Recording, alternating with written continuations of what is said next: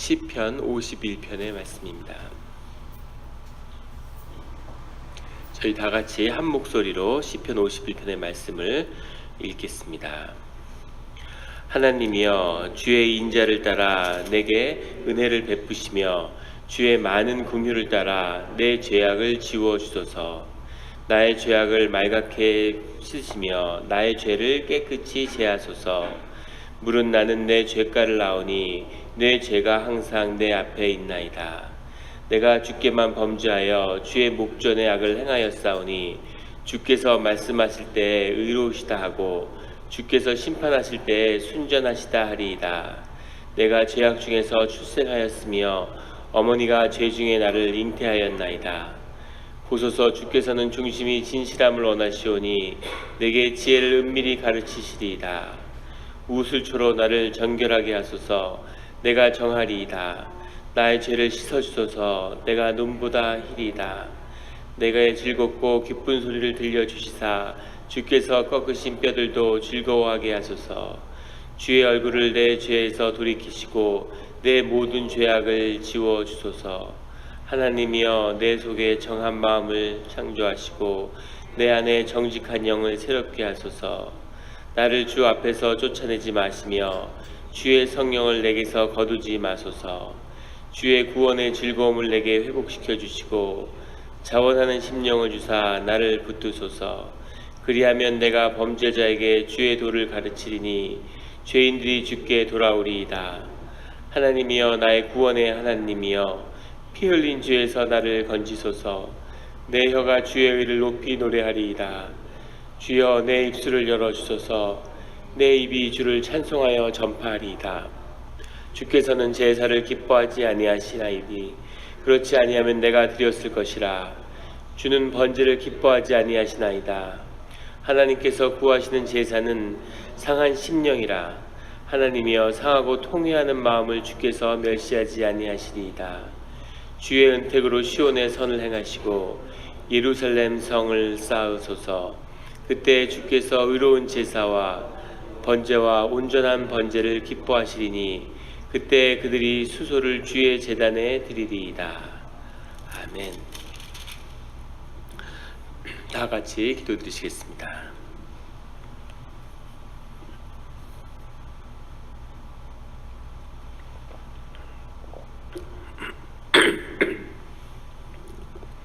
하나님 아버지, 감사합니다.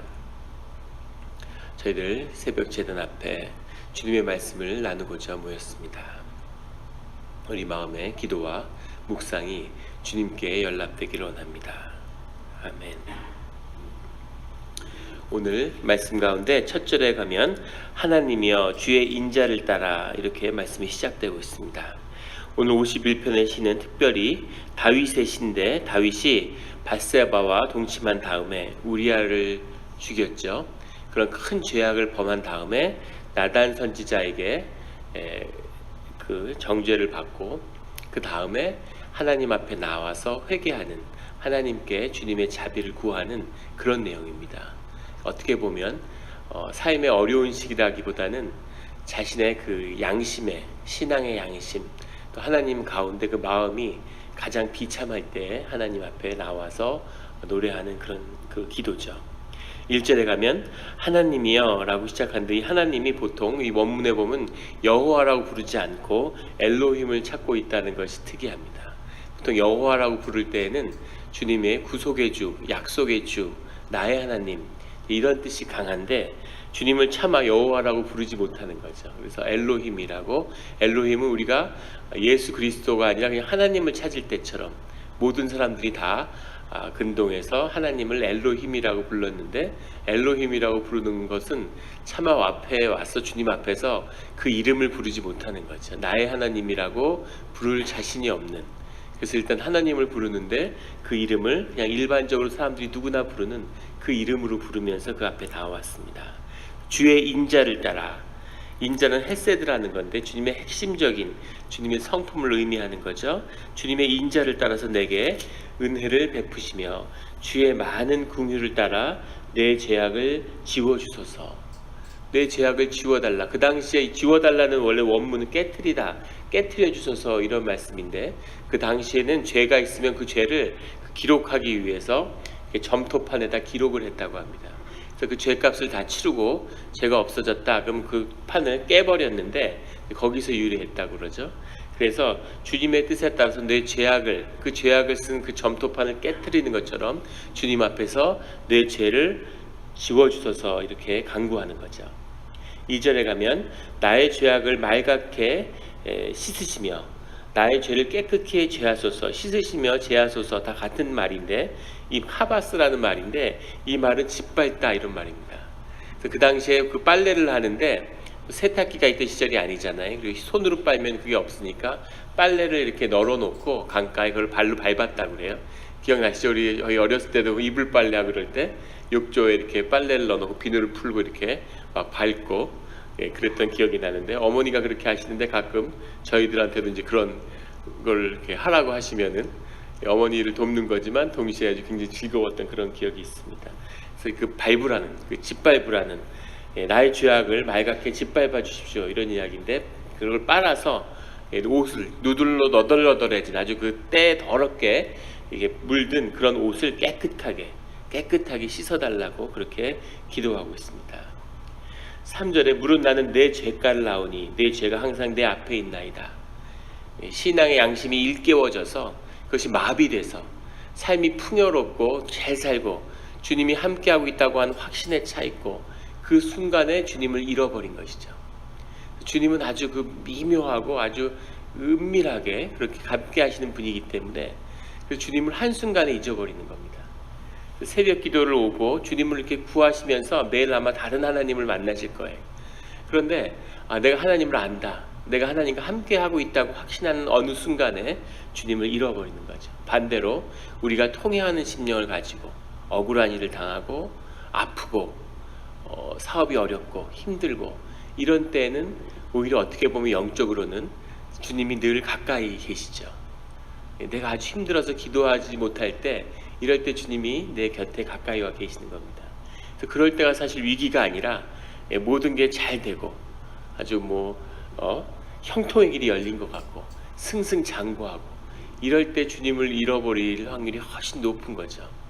그래서 다윗도 주님의 사랑받는 자녀인데 주님을 잃어버린 겁니다. 사람을 죽이고 간통을 하고 이런 일을 하면서도 전혀 하나님 나를 사랑하시는데 누가 나를 정죄하리요, 이런 마음이 있는 거죠. 그런데 이제 그 양심의 눈을 떠서는 고통스러운 겁니다. 내가 어떻게 그럴 수가. 주님 앞에 깊이 죄스러운 거죠. 그 말씀이 4절에 내게 주께만 범죄하여 주의 목전의 상을 행하였사오니, 사람에게 행하지 않고 주께만 행했다는 뜻이 아니라 그 죄의 깊은 깨달음, 그 고통스러움이 주 앞에 있다는 뜻입니다. 사람들이 괜찮아, 이해해, 그럴 수도 있지 라고 이야기할지라도, 또는 자기에게 피해를 입은 사람이 용서를 받았다 할지라도 그래도 주 앞에서 고통받는, 견딜 수 없는 그런 괴로움을 이제 느끼게 된 거죠. 5절에 가면 내가 죄악 중에서 출생하였으며 어머니가 죄 중에서 나를 잉태하였나이다. 이게 나라는 거죠.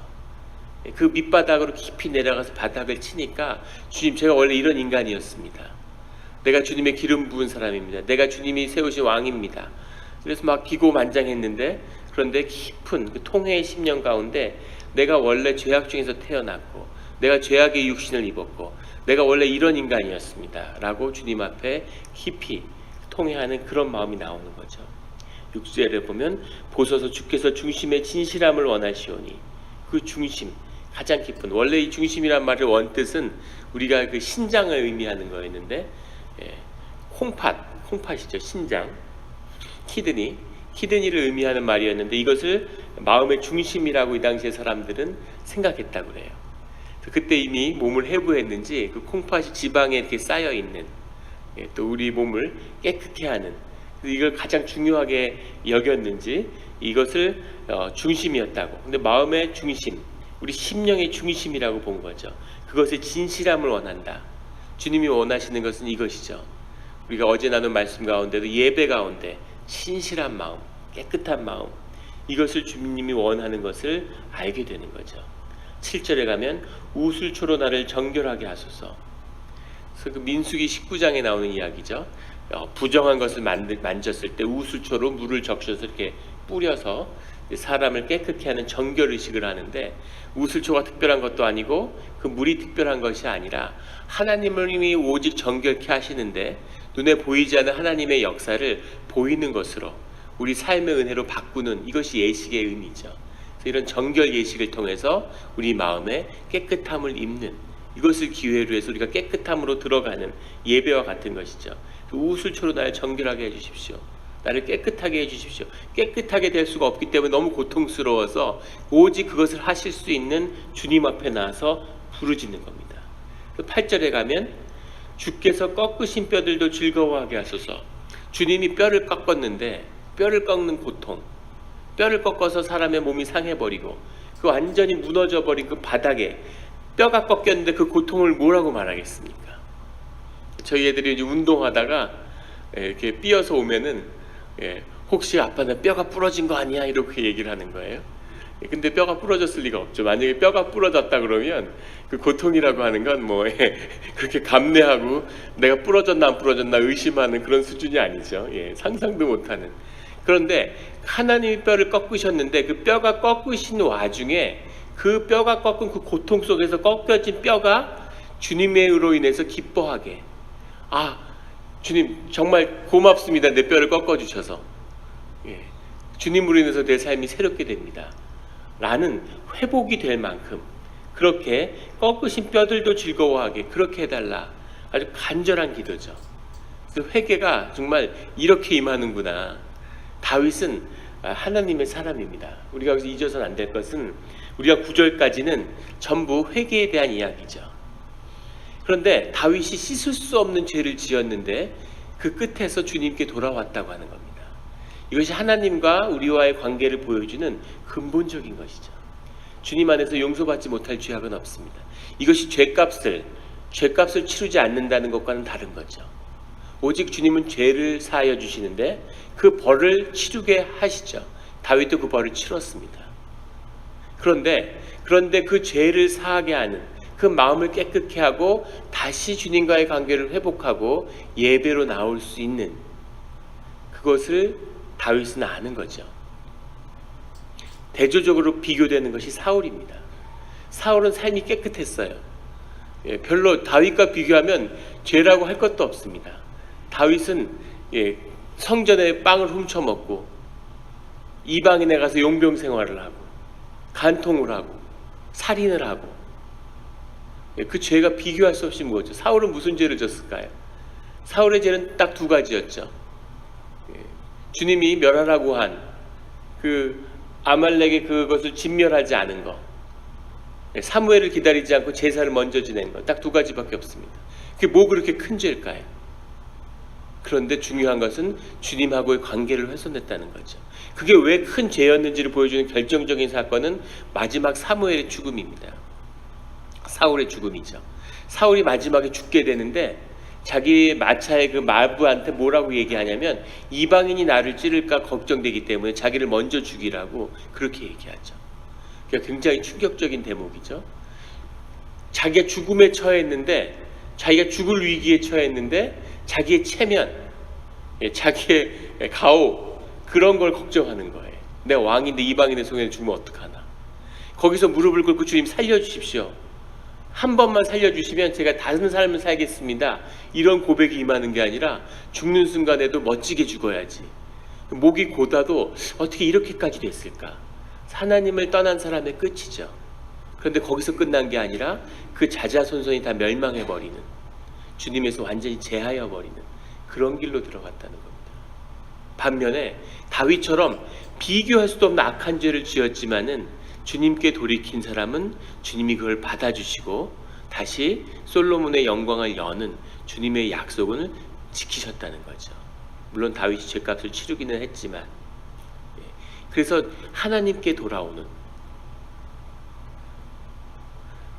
가롯 유다가 예수를 버리고 예수를 팔았지만은 자기의 양심에 찔린 그 고통 속에서 자살을 택하죠. 자살도 사람의 일이 아니기 때문에 이미 악한 심령에 사로잡혔다는 걸 보여주죠. 만약에 저는 가룟 유다가 회개하고 다시 부활하신 주님을 찾아왔다면, 회개하고 그 안에서 이렇게 울부짖음이 있었다면 부활하신 예수님을 가장 먼저 만난 게 가룟 유다였을 거라고 생각합니다. 예수님이 찾아오셨겠죠. 예수님을 3번 부인하고 도망간 베드로가 주님에게 쓰임 받은 것처럼 아마 가룟 유다는 더 큰 쓰임을 받았을 거예요. 더 큰 아픔과 더 큰 죄악과 그것으로 인한 더 큰 회개가 있기 때문인 거죠. 우리에게 늘 문제는 죄가 아니라 회개와 주님 앞에 나오는 것이라는 것을 주님이 보여주시는 거죠. 나는 이런 죄를 졌기 때문에, 나는 이런 죄를 졌기 때문에. 한 자매를 아는데 유부남과 이렇게 교제를 하는, 그 10계명을 어겼다고 하는 죄책감 때문에 교회를 못 나오고 신앙을 끊었다는 그런 자매를 만난 적이 있습니다. 가슴 아픈 일인데 10계명을 어긴 게 중요한 게 아니라 통회하는 심령으로 주님 앞에 나오는 게 중요한 거죠. 주님을 다시 만나야 되는 거죠. 자기가 자기 인생을 학대하는 것이 아니라 주님에게 내 뼈를 꺾어달라고 그렇게 기도해야 되는 거죠. 그것이 우리가 주님 앞에 할 일이라는 것을 오늘 다윗은 신앙이 무엇인지를 보여주고 있습니다. 10절에 가면 하나님이여 내 속에 정한 마음을 창조하시고 내 안에 정직한 영을 새롭게 하소서. 정한 마음을 창조해달라고. 내 안에 마음이 더러워졌기 때문에 더 이상 깨끗한 마음이 없는데 그런 마음, 없던 마음을 창조해 주시고 정직한 영을 새롭게 해주십시오. 오직 주님만이. 이제 회개가 다 쏟아져 나오고 나니까 이제 그 안에 심령이 살아나는 거죠. 이게 영의 비밀입니다. 우리의 깊은 심령이라는 것은 죄로 더럽혀질 수 없는 것이죠. 우리의 마음, 우리의 생각, 그런 것들은 더럽혀질 수 있지만 우리 깊은 곳에 있는 양심, 하나님이 주신 신앙의 양심이라고 하는 이 깊은 심령은 그 무엇으로도 더럽혀질 수 없는 것. 그래서 우리는 새로워질 수 있고 회개할 수 있고 주님 앞에 다가올 수 있는 거죠. 아무리 마음이 상해도 그걸 다 쏟아놓고 나면 주님 앞에, 그럼 그 안에서 용서할 수 있고 주님을 높일 수 있고 찬양하는 마음이 솟아나는 거죠. 이렇게 오늘 다윗도 9절까지는 막 기도를 하면서 하나님 막 고통스러워서 자기 양심을 정말 옷을 찢고 머리를 막 쥐어뜯는 그런 그 기도를 하다가 이게 그것이 다 토해지고 나니까 그 다음에 영이 새로워져서 내 마음을 새롭게 하시고 정직한 영을 주십시오. 11절에 가면 나를 주 앞에서 쫓아내지 마시며 주의 성령을 내게서 거두지 마십시오. 12절에 자원한 심령을 주사. 오늘 시편 51편은 특별히 주님이 주시는 깊은 그런 말씀들, 이런 성령의 신앙의 그런 귀중한 말씀들이 다 들어있죠. 자원하는 심령, 주님이 구하시는 거죠. 자원하는 심령, 상한 심령, 통회하는 마음, 이런 것이 전부 다 주님이 우리에게 구하는 그 심령의 중심에 있는 것입니다. 자원하는 심령을 주사. 13절에 가면 내가 범죄자에게 주의 도를 가르치리니 의인들이 주께 돌아오리이다. 하나님이 나를 용서하시고 기회를 한 번 더 주시면 내가 범죄자였기 때문에 내가 범죄자에게 주의 도를 가르치겠다는 거죠. 죄인들을 주께 돌아오게 하겠다는 겁니다. 그래서 우리 삶이 쓰임받을 수 있다는 거죠. 의로웠던 사람이 주님 앞에 한번 엎어지고 나면 그러면 그 죄로 인해서 이제 죄인을 품을 수 있게 되는 거죠. 마음이 상한 사람만이 상한 사람을 품을 수 있게 됩니다. 사람은 절대 자기에게 주어진 자기 삶의 진실 그 한 가지 외에는 벗어날 수 없어요. 자기 삶의 테두리에서만 살 수밖에 없고 자기 삶밖에 모르고 자기 아픔밖에 모르고 육신을 입었기 때문에 자기가 공감할 수 있는 건 자기 자신밖에 없는 거죠. 근데 죄를 짓고 양심이 타락하면 자기 자신조차도 느낄 수 없는, 자기를 학대하고 자기가 아파하는데 거기에 눈 감고 몸은 막 죽겠다 그러는데 거기다가 술을 붓고 담배를 피고, 이것이 사람이죠. 그런데 이것이 영이 살아나고 주님과 하나가 되고 자원하는 심령을 주시면 우리가 영적인 존재이기 때문에 영이 내 육을 넘어가는 겁니다. 그럴 때 삶의 연합이 일어나고 다른 사람의 아픔을 공감하게 되는 거죠. 내가 아팠기 때문에 아파한 사람들의 아픔을 아파할 수 있는 겁니다. 오늘 이 다윗은 그것을 고백하는 거죠. 본인이 너무 깊은 죄를 지었기 때문에, 양심의 깊은 가책을 느꼈기 때문에 이제 주님이 자신을 회복시키시면 내가 이제 죄인들에게, 범죄자들에게 주님의 도를 전할 수 있겠습니다 라고 고백하고 있습니다.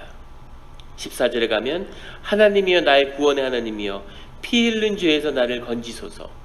고백하다가 양심의 그 피를 끓는, 피를 토하는 그런 고백이 피 흘린 죄라고 한, 아마도 우리아를 죽인 그 양심의 고통을 얘기하는 거죠.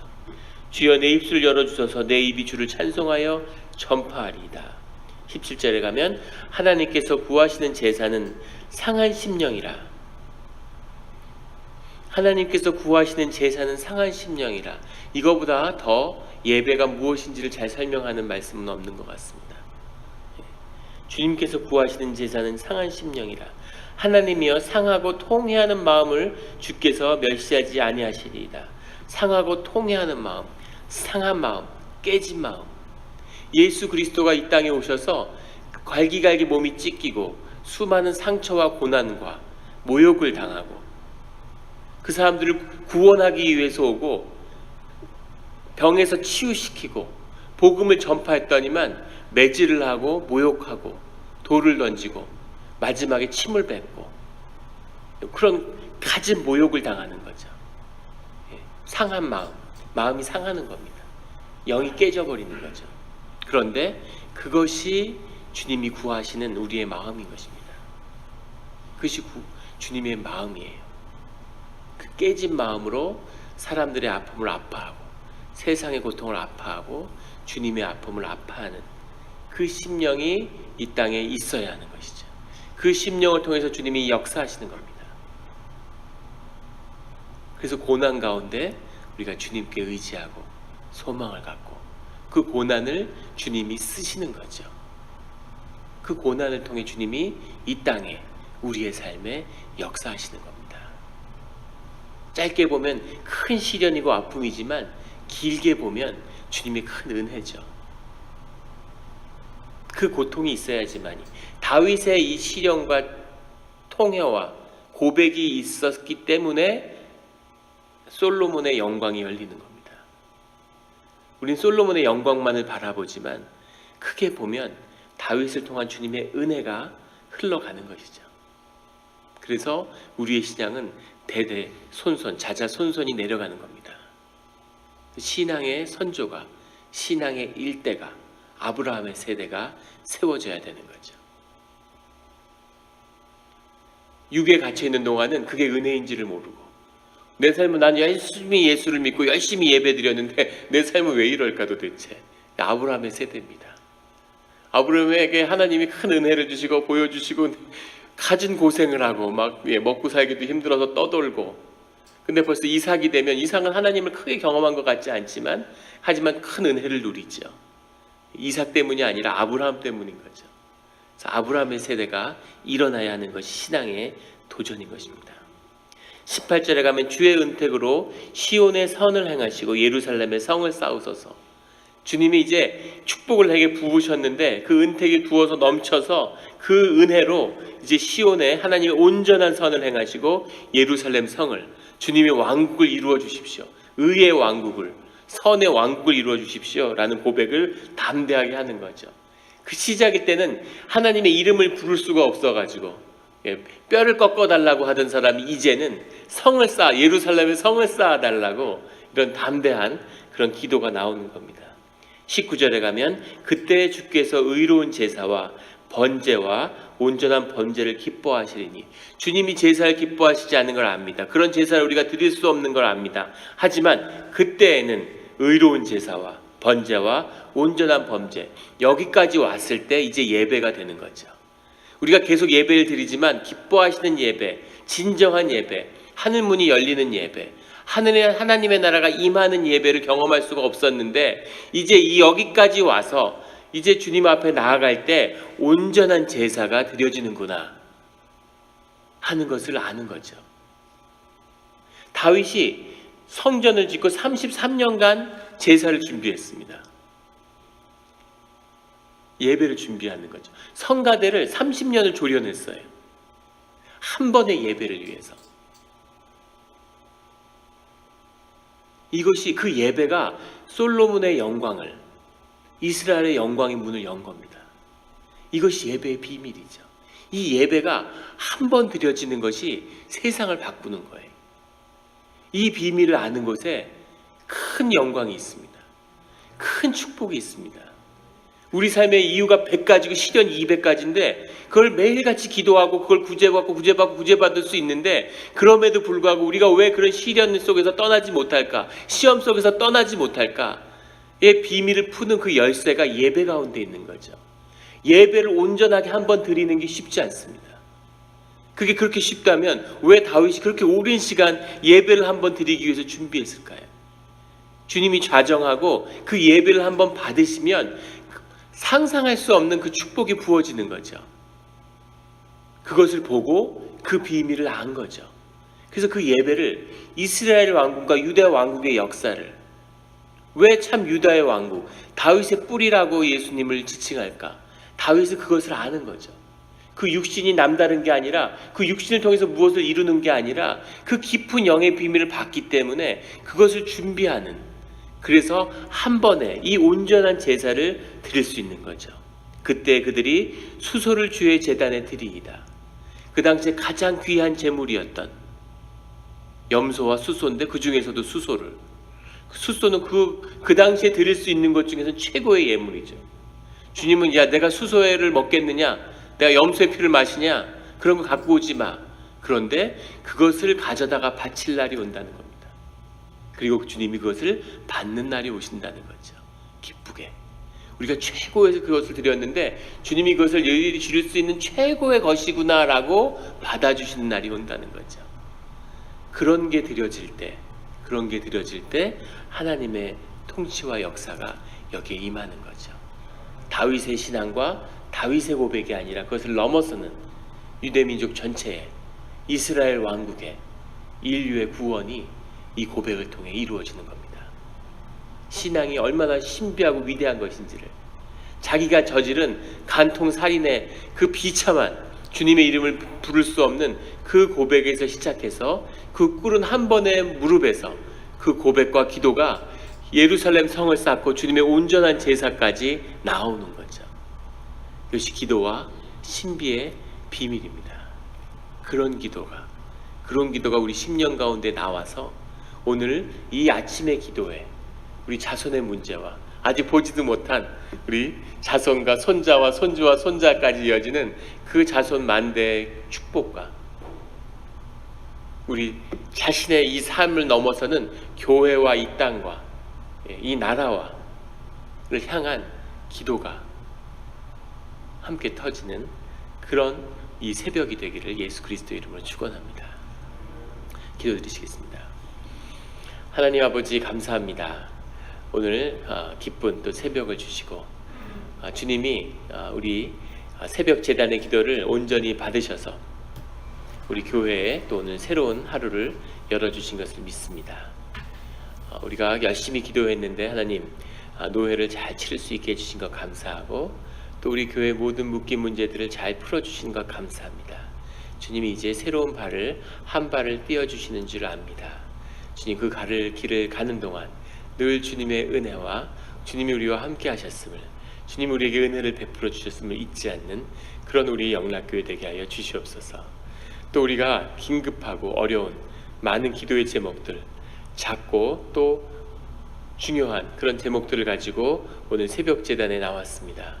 주님, 그 누구도 우리를 기도에서 끊을 수 없사오니, 그 누구도 우리를 주님에게 기도로 나아가는 것을 막을 수 없사오니, 주여 아버지여, 우리가 예수 그리스도의 이름으로 오늘 하루를 승리하고 주님이 알 수 없는 신비로 우리의 어려움을 풀어주시는 그 비밀한 뜻을 깨달아 알게 하여 주시옵소서. 감사드리며 예수 그리스도의 이름으로 기도드렸습니다.